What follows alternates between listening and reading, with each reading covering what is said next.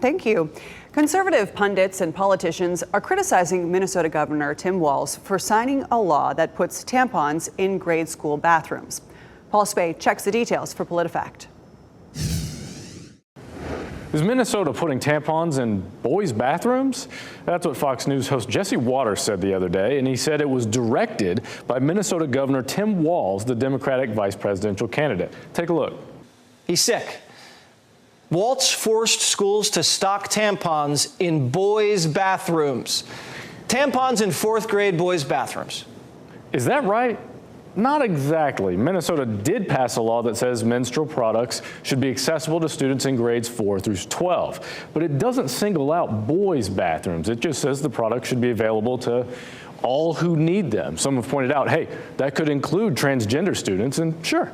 But this advocate told us local school districts are allowed to come up with their own plans for complying with the law. So they could just decide to stock girls' bathrooms or bathrooms for all genders. Ultimately, the law as written does not specifically tell schools to put tampons in boys' bathrooms. And that's why the Truth-O-Meter rates this claim mostly false. To read more about this law, check out our story on WRAL.com. So, yes, Minnesota supports putting tampons in schools. So does North Carolina. Our lawmakers started the Feminine Hygiene Products Grant Program in 2021. It created a pool of $250,000 and gave out grants to schools so that they could buy the products. School districts jumped at the opportunity. A report showed 66 of North Carolina's 115 public school districts applied for and received a grant. The report also found there is a direct link between student academic success and the provision of hygiene products in school because it removes financial barriers and stress.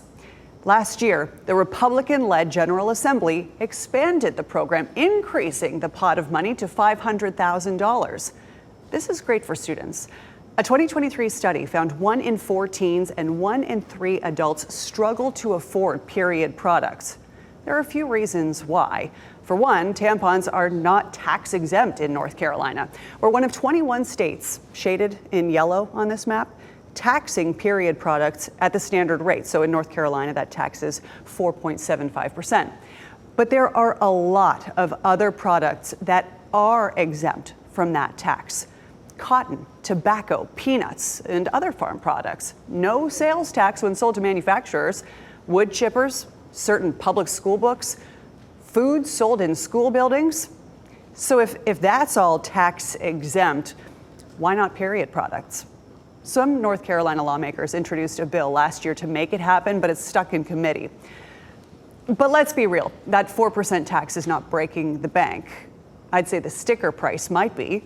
The Alliance for Period Supplies found period products cost just over $13 a month over 40 years of menstruation. So you add that all up, that's $6,300 total. And that price is rising.